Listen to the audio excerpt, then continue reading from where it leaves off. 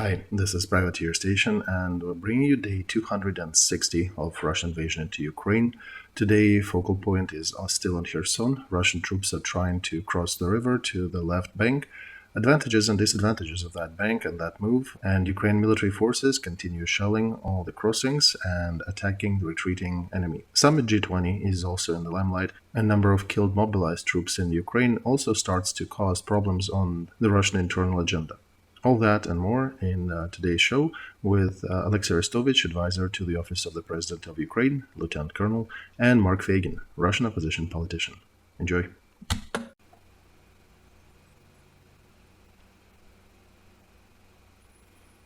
Dear friends, glad to see you all on Feigin Live. It is Thursday, November 10th. Time is 3 minutes past 10 in Kiev and 3 minutes past 11 in Moscow. We are doing another stream, day 260, with Olexiy Arestovich. Hi, Olexiy. Good evening. We have about 150,000 watching us live at the beginning. Over 60,000 of you click the like button. As always, I request to please share these links, share links to that stream on your social media, in other places where you discuss this topic, and make sure those who need to see that get a chance to. Of course, subscribe to Feigin Live, to Olexiy Arestovich, and if you are listening or watching that in English, subscribe to the Privateer Station as well. All right, let's start with the discussion. Probably let's start with the map. What do you think? Mark, these daily walks on the map, they're a bit tiresome. We have a ton of things to talk about, though. Let's talk about Snigirevka. Snigirevka is ours. Evil tongues on the Russian side are screaming, it definitely is ours. And see these changes? There is a ton of gray zone. You know why? Because Russian troops fell back from the first line of defense and jumped to the second line. And you told me there is nothing to see on the map. Well, yeah. So this one is further down, about 10 kilometers deeper than the first. So we also moved forward. We occupied the territories, the gray zone, the ones that were the gray zone before, and their territory shrunk. Also, there are some notes of our troops entering Chernobyevka. You cannot see that on this map, though, so it's curious what is being discussed, but it's very close to Kherson. Of course, Snigorovka, we moved substantially there. Okay, so all that, does it verify that they're leaving? No, it only shows that they moved from the first line of defense to the second. And they actually still in defense formation over there. So if anything, one can hypothesize you just get to the better areas, better defense zones, and shortened supply routes. So for now, it's just a motion from the first line to the second. I'm sure they'll probably will move, but one of the things also supporting that theory is that they're blowing up the bridges. If you are staying on that side, you're not blowing up bridges. Right. We also need to dispel some of the agreements and some screams that Ukraine lets Russia leave Kherson. We are not letting them. We are working, we're shooting with everything we have. One needs to understand we do not have enough long-range artillery on this theater, just like everywhere else. We still work with HIMARS and artillery and what we have, but we cannot hit every target that we see, just due to the lack of resources, or sometimes distance to the target. The distance and to the river and the territory they occupy still is a bit of a barrier. It's only HIMARS essentially that can reach their troops crossing the bridge. And HIMARS has its own capacity, so we cannot keep destroying everything. Yesterday, for example, we destroyed a temporary command outpost, destroyed a column of equipment. We also destroyed another aggregation of their troops yesterday with the command post, and just officially they confirmed 50 200s. And I did talk with Yulia Latinina, and I tried to communicate with help of Mark and Yulia that we do not have enough means to completely seal them and not let them flee. We lacked these tools back in the days of Kiev operation, and we still lack them here now. Our allies continue supporting us with equipment, but the tempo is a bit slow, so we have to be inventive. Speaking of the map, the eastern side, and actually Pavlovka is a bit complex situation now. They brought some reserves. Who has Pavlovka now? It is mixed. We own part of the village. They are outside. See where the red arrow? They're on the outskirts of that village. So this is the one near Ugledar, right? With that green protrusion sticking to the right. That's Pavlovka. So you can see on this map, southern outskirts are enemies. Upper part of Pavlovka is ours. Marinka, no changes there. Vodinoye, no changes there as well. Novoselovka, Drugovka, Novobakhmutovka, no changes. Kurdyumovka, situation the same. They're trying to attack, still have no success. Bakhmut, no success on their side. They also try to push to Ivangorod, that's a small point to the south of Bakhmut. Solidar, they failed so many times, they even decreased the intensity, as people reporting from the front. According to some data, they are concentrating their push again near Bakhmut because they failed to get any success on Solidar. Bilogorovka, they're also trying. See that red arrow? They're trying to push, not working for them. And see that green protrusion right above that? That's our access to shelling the road. So that and two other protrusions are additional helps for us to control that road. Let's talk about Chernigov and Kharkov regions. Yeah, they continue shelling us from across the border.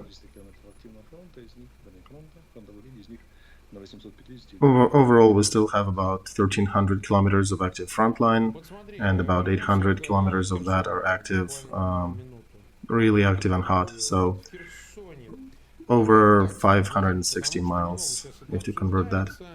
Okay, let's go back down to Kherson. There's a lot of discussion happening. So tell us more about the advantages of the left bank.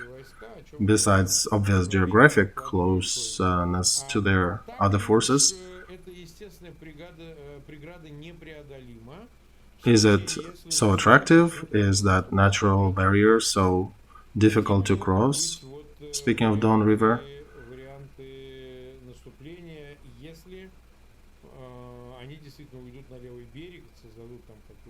what happens if they move to the left bank and if they create some defense lines? Is the river still a serious problem? Can you not cross it? What's your options there? Well, there is nothing uncrossable. There is nothing unattainable to the modern tools, to the modern equipment. Well, Surovikin on their side was screaming that you cannot take us on that bank. It's a difficult decision for us, but we will fortify that. So chances are we probably won't be attacking them on the left bank. It's a lot of losses, and just attacking up front, that's one of the old strategies. We don't do it these days. Maybe Russian army still does. So what will you do? As usual, we'll come in a place where they don't expect us and find a way to reach them. So, if I zoom out on this map, for example, where do you think the next phase of this operation could concentrate? Mark, I cannot concentrate. I cannot give you advice on where is the next stage going to happen. Mark, what do you want me to do here? Even if I was a quiet, shy blogger, Olexiy Arestovich, I might have hypothesized, but as advisor to the office of the president, I cannot. I just don't have this right. I can confirm that yes, will cause them grief, but I just cannot specify the area. So some people are saying that Russia will still have left bank, it'll be theirs. It gives them this legitimacy and also geography supports them. I am still puzzled where the heck do they find that geography consideration, because I don't see that. Correct, Mark. People don't know how to think and they don't have operative preparedness. They don't know much. Maybe on the tactical level you can hypothesize, some of these bloggers do, but on the strategic, you do different decisions. You flow it differently. Russian troops are doing tactical moves on the strategic front. They're just attacking. They're drawing the line and following. We don't do that. It's an old doctrine. We don't fight the wars like that. And they basically look at two bridges and saying, oh, Ukrainians will never cross these bridges. We'll put our troops on the other side, we'll blow the bridges up, and the bank will be ours. On our side, we don't see the necessity to cross these bridges. That's not needed for us. There are a ton of other opportunities, and if they want to fortify areas near the bridges, sure, go ahead. Let them dig in and put some fortifications there and stay there. All right. Now let's switch the focal point on Putin. What did he say?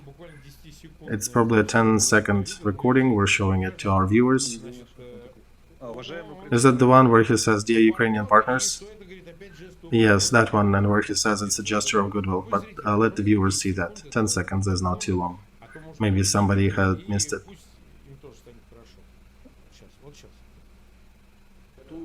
We are ready to reinstate full formal interaction with Ukrainian partners. Let's consider that to be the first step and the gesture of goodwill from our side. Yeah, partner. Some partner he is. Has been fighting with this country for 8 years, actively killing them in the last phase for 8 months, and you're his partners apparently. And this is a gesture of goodwill for the future negotiations. Probably that's what he means by that verbiage. And there is enough motion in the media around that statement. So do you think we'll talk about that later, that some people are screaming, you guys are negotiating on the backstage? So, do you think Moscow wants to capitalize on maybe leaving the Russian bank, the right bank of Kherson area, and somehow pretend they're okay? How much did they, Mark? How much did they manage to capitalize their retreat from Chernihiv and Kiev? They failed to. Exactly. So you think that's their only hope? Mark, this is only for the internal audience. Internally, they'll scream later that we were so open-hearted to them and Kiev is evil and they refuse to negotiate, so we'll continue hitting their infrastructure. Russian news media, RIA Novosti, is stating Zelensky never closed the door for negotiations. He said that they'll talk to Russia, but to another Russia that is eager to strike peace. And also, I'm trying to bring other sources, and I'm not going to name them, but I'm quoting some Russian propagandist channels as well, because I'm trying to show what they publicize there. So, another one. The United States are waiting for signals about readiness for negotiations. Supposedly, Department of State make this statement. And another piece of news was that, again, published in Russian propagandist things, that United States are waiting for Ukraine to initiate negotiations.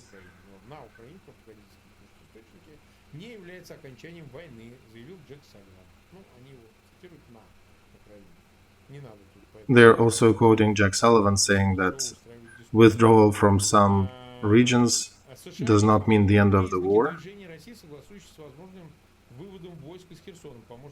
They're also quoting Sullivan saying that he sees some possible developments that may lead to peace. By the way, do they also quote his statement that he's refusing to meet with Lavrov or anybody from Russian delegation? He is planning to meet with Chinese representatives, with Xi Jinping, but not with Russian delegation. I think it is pretty clear with Russian representatives now. I think they gave all the signals indeed. They said, we are okay if you negotiate with Ukraine, but here are the conditions and terms. And Moscow is trying to not do that, you think? Yeah, Moscow is trying to move back 2 millimeters instead of withdrawing completely from territory of Ukraine and claim that they fulfilled the preconditions. But I'll open you another mystery, so to say. We are shooting up the bridges and we're shooting at the columns actively. Our strategic task is to not let Russian troops retreat. We don't need retreated Russian troops. We need dead Russian troops. If you want to leave Ukraine, swim. I suggest you swim across the river because that'll be the safest way for you. We do not want these invaders to regroup in some other place. So you think position of the United States will not change? Why would it? Why should it?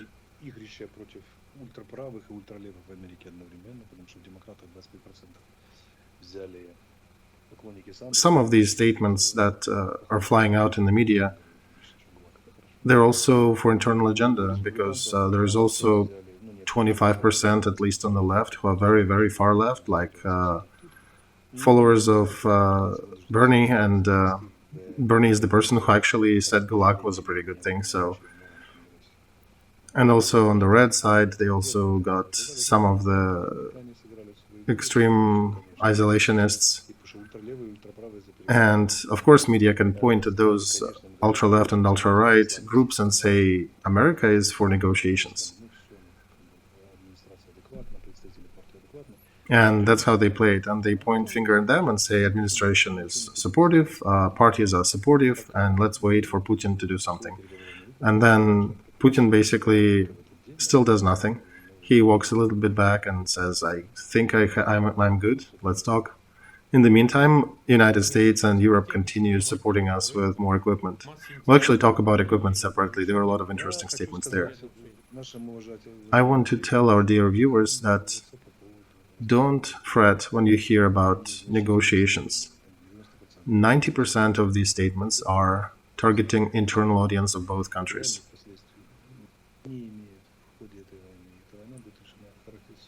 The character of this war suggests that its destiny, its outcome, will be decided on the battlefront. Everything else, all that fluff, is to target elections, is to target some political agendas. Every time you hear the word negotiations, please don't take it seriously. And to confirm, Biden, Xi Jinping, and G20 will discuss Taiwan, Ukraine, and North Korea. They're not planning to make a joint statement. So it does appear that they will be talking about the hot areas, and probably I don't think they'll reach much agreement on Taiwan, but they probably can come to some agreement about Ukraine, because Ukraine is not, in general, proximity to China.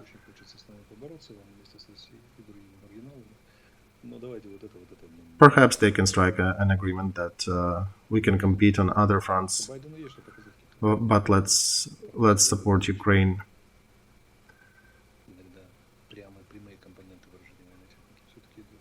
And Biden actually has some levers to talk to China, because we tracked that some of the equipment supplied to Russia does flow through China. China, Kyrgyzia, Kazakhstan, and very often, what are those components? Well, it actually different European and American companies who are trying to circumvent the restrictions, and it's some pieces of electronics, some pieces of targeting, some systems, some software and hardware combinations. So it's a sophisticated issue and it needs addressing. Так, All right. тогда давай обсудим действительно передаваемый. Then let's talk about the Значит, новый пакет equipment, armor, and weapons being transferred to Ukraine. New package includes 4 Avenger systems, air defense, 400 armored vehicles, and also self-propelled grenades, grenade launchers. So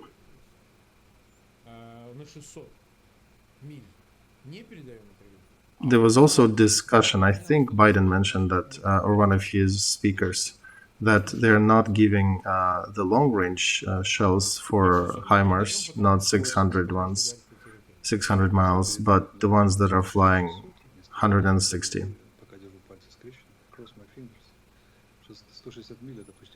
But frankly, I'm keeping my fingers crossed. 160 miles, that's almost 200 miles. So, frankly, this is a big advancement because it's tripling our reaching range. How do you mean triple? Well, in kilometers, it's 220 kilometers. Right now, we have ones that fly at 70 kilometers, so it's tripling the distance. They have different kinds of shells for HIMARS, but 160 miles, that's tripling the distance. And yeah, we got a little confused here with conversion between miles and kilometers. There are also nautical miles if you want to complicate that. But from our front line to the bridges that we're attacking, it's only 80 kilometers. It's easy. All crossings are doomed. And if it's 220, we already reached the top of Crimea. So we can even reach some supply routes and we can reach the Crimean targets. So we're talking about the rail supply from Crimea to the left bank. If we're talking about the other part, well, we only can reach some targets with HIMARS, but if their territory will be shrinking, we'll be able to reach deep and wide. If it's indeed the ones that are 220 kilometers range, let me verify and then I'll believe that. That sounds rather sensational. Actually, it's more sensational than any conversation about negotiations. Well, President of the United States said that. He probably would not walk it back, right? Yeah, I think it's the main sensation, but I've seen it, I haven't believed it. I think maybe he misspoke or something, but let's see. I don't know if that was made on purpose to make Putin more agreeable. That's a good instrument and a good case, but this is a very serious factor if indeed we are getting these shells. This does change the situation in our favor, very notably. So Pentagon said about supplying more shells for HIMARS, missiles for air defense system Hawk. Spaniards are giving us 3 systems and Americans are giving us 1,000 missiles for them. Avenger is basically a self-propelled Stinger. That's a good tool for offensive maneuvers, for covering them from aviation. And if it includes the ones that have the same base as HIMARS, the same wheelbase, that'll be fantastic. We're also getting 500 high-precision shells, Excalibur type. A lot of ammo for mortars. This is one of the main weapons for infantry. They use a lot of these to solve their tasks on the field. 100 Humvees, 400 propelled grenade systems, and yeah, Spain is sending us 3 or 4 systems, and also Britain is supporting us with some ammo for Hawk. So look at that. This is armor for offensive maneuvers and additional cover for air protection, so that we would be able to advance, to protect us from air, and to reach them with long-range means. And perhaps be a little better than artillery, because artillery is a little slower in reacting to rapid moves, tactical moves on the front. This one is a little smaller in terms of quantities, but it is interesting assortment, which we do like, so it's wonderful.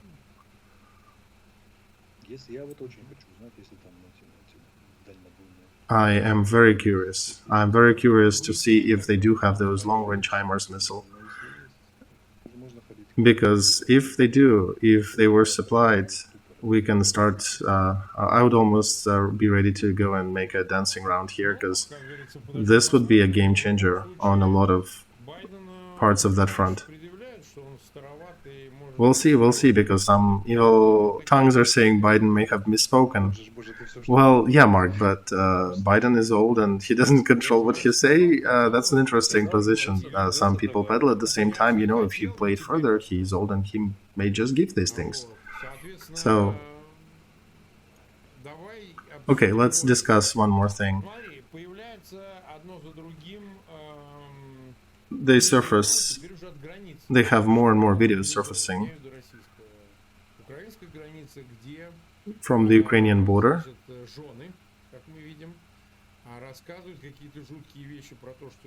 where wives are telling horrible stories that their husbands are in some horrific conditions.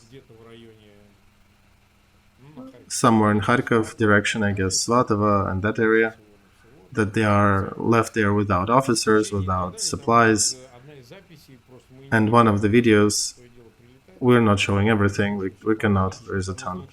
So there are some videos where they scream that out of 200, there are only 30 left, because they do communicate with their husbands. And more and more of that information starts to leak, starts to become public knowledge, starts to appear in the social media on the Russian side. Do you think this deserves a specific evaluation? Can we say that the quantity is converting to quality? Not fully, Mark, not fully yet, but it's aggregating, and it probably will take another 2 to 3 months to get to break that barrier, when it will completely exceed attention to other matters, because it accumulates its problems, its lack of payments, its lack of supplies, and I think at some point Russian women may actually speak out. Because one of the worst revolts you can have on your hands is when women protest. I do wish Putin has this problem eventually. Okay, many people are asking the question, trying to find answer. Can one say about us, is there a guesstimation for killed or captured among the mobilized troops?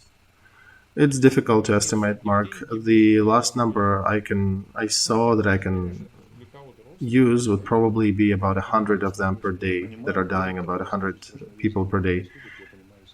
And I know people in Ukraine very often more harsh about that topic, but I understand the families of mobilized who didn't figure a way to evade that. I regret they're here, but yeah, that's what's happening. Also, let's continue. One more thing about supplies. Even Holland gave us $100 million euros for defense. So it's a good day. We got a lot of support, a lot of goodies from our allies. Vladimir Zelensky is saying that Ukraine army is on par with the level of other armies of NATO countries, and he's stating that we are looking to join the alliance. I think we showed the world that we are at least on the same level that NATO countries, and I think it would be honest if we were included in the same alliance, in the same safety circle. If that way will take us longer, then on this way we do need the guarantees of security, because everybody is talking that the doors to NATO are open, but we need to reach these doors. That's what he said in his interview to CNN. Do you think latest events they are helping, and how much are they helping Ukraine to approach these doors to NATO? I remember at the beginning of Kherson operation in August, me and some colleagues were discussing that success in Kherson region may actually approach the NATO decision, may bring it closer. It could be a reason to revive that topic again. Mark, no, we are not going to be accepted to NATO till the end of the war. They will be helping us because we're a de facto member of NATO, but officially I don't think we'll get there. As for, at least now, as for Zelensky's statement, obviously, yes, we are stronger than many of the NATO countries. We are on par with, Turkish, British, French. These are probably the strongest armies. Everybody else probably a bit weaker than ours. Poland is going to increase their military system, their capabilities, so we'll be somewhat equal to them as well. And we'll not be beggars in this circle, we will be very equal partners.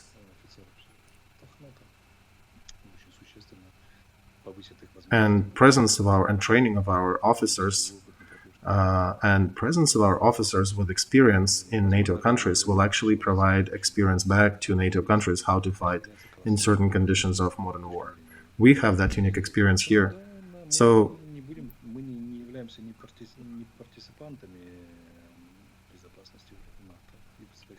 in essence, we're not participants of NATO security system. We're actually donors of extra security to NATO and Europe and in the world. And we are becoming one of the main donors in security in the world by simple feat of defeating Putin's army, which is the biggest threat on this theater. All right, we've been for 32 minutes live, 437,000 watching us, over 110 click the like button. See, now they're watching us. I think they changed their schedules, their routines, and now they're watching us at a good time, at a proper time, how we go out. I don't know, I'm still on the fence about that, but yeah, still my usual ask, please continue sharing links. Those who maybe are sleeping, who have not subscribed, who do not get notifications. And please click the subscribe button. Subscribe to Feigin Live, we're at 1.95. And I also have about 1,000,068 or something, so people are subscribing. See, yeah, I told you, people are subscribing. So subscribe to Olexiy as well, because I do repeat that 38% are viewing us without any subscription. Some people ideologically refuse to subscribe. Others just forget that. And again, if you are watching that or listening to that in English, subscribe to the Privateer station. We are trying to get to 20,000 subscribers, much more modest number, but that is important.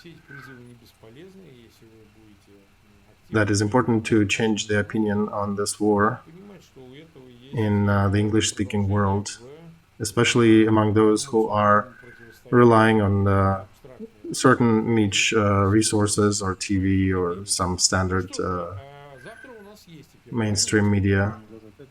So we do have a stream tomorrow, right? Yeah, we do. Our stream tomorrow will happen at 10 p.m., the usual time. We'll have more news.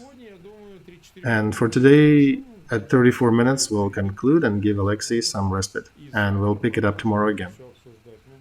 Thank you, Olexiy Arestovich, for participating in that stream, and we'll wait you Все, пока. here tomorrow. Goodbye.